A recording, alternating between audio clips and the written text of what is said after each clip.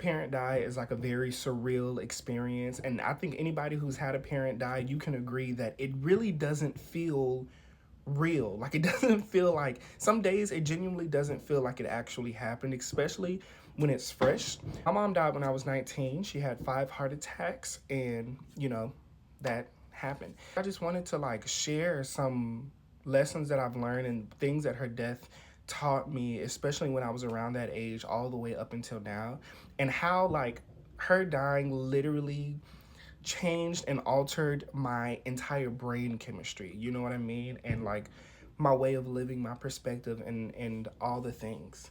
A lot of the times we don't allow people to be human while they're alive. I think that we hold people to a very unrealistic, perfect expectation, and then once they die, we're like, oh, like you had your ways, but you were always a good person. You had little things you did. Like we start to humanize people after they're already dead. You know what I mean? And I realize that a lot of people, do that because, like, when somebody's alive, we can talk about them like a dog. You talk about them like, oh, yeah, I don't like it because whatever, whatever, whatever, whatever, whatever.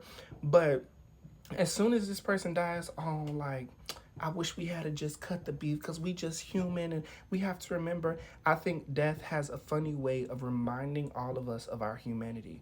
It reminds us that there is a beginning to this life and there is an end. And it makes that end very real when we have a loved one die. And I think that that was, how I was thinking. And like, I think that for my mom specifically, I held her to a very unrealistic and perfect expectation. Like in my mind, my mom was invincible. She could go through something and come back, and get through it. She could go through something and she will rise back up. Like in my mind, genuinely, she was Superwoman. Like she could come back from anything. And when she didn't come back from this, I think that I was really taken aback because I had so much belief and so much faith that she would make it out. And so when she ultimately died, I was like, wow, people die. People really be dying in this bitch. Like, I really was shocked because I was like, it's so close. I've had people die before, but something so close like that, like, I was really like, wow, you really died.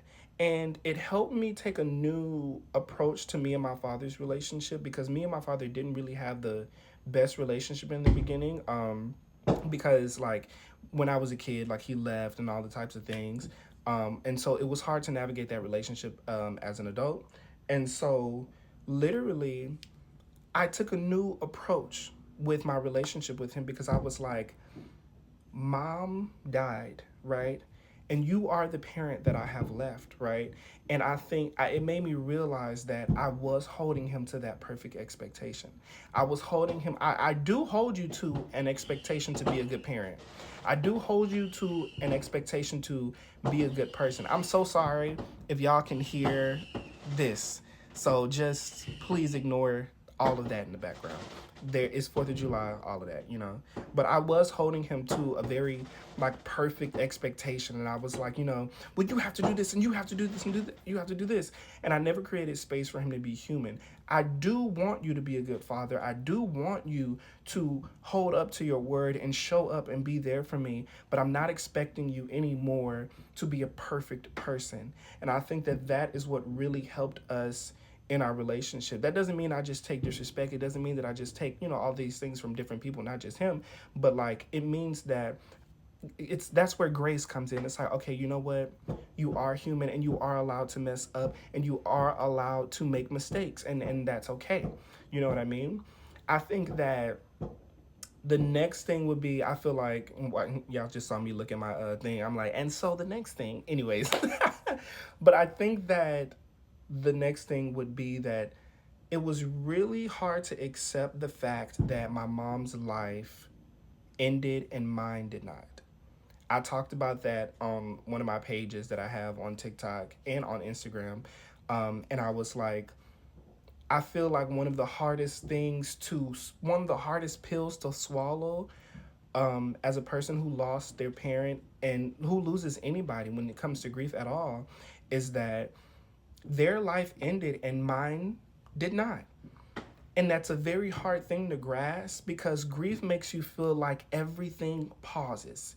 Like time is standing still, like you're in this in between space, but your time is standing still for you, but everybody is still moving on. It's like you're in the middle of the street and you're walking and everybody's moving forward and you're just standing there watching everybody go forward and you're like, can somebody wait for me? Can somebody help me? Can somebody say like, I just want time to stand still for a little bit, but I had to accept that that is not how life works. The world literally keeps turning despite your grief. And that is a hard pill to swallow. And it took me so long to accept that.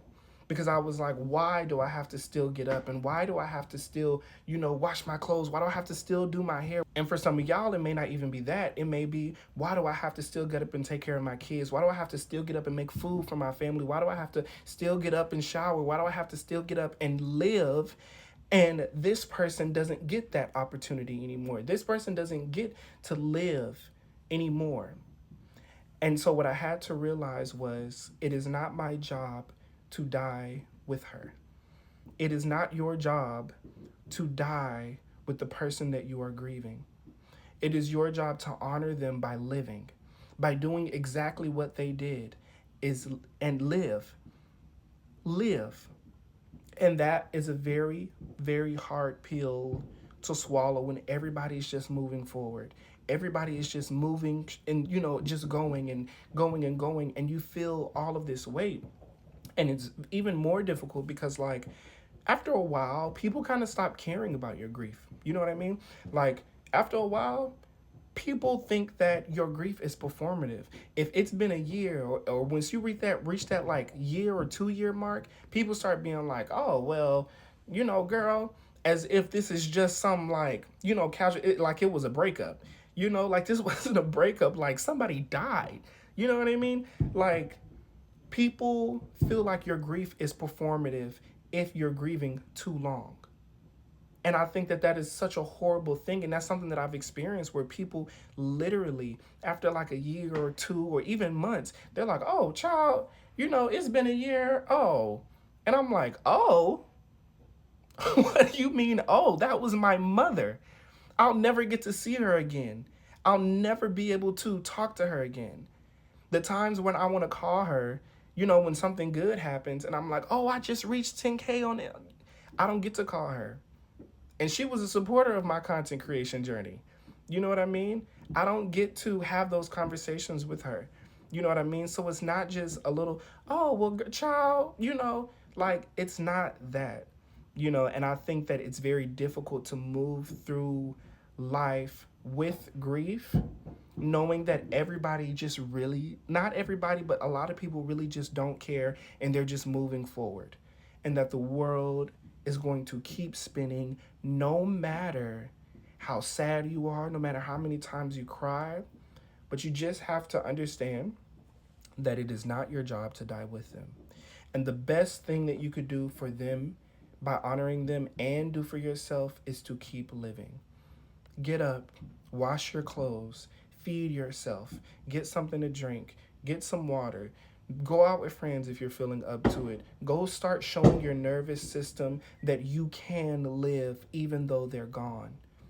Because that's what it is. You have to show your nervous system that this new way of life that we have entered into, we can live like this. We can still live, So yeah, that's all I had to say, guys.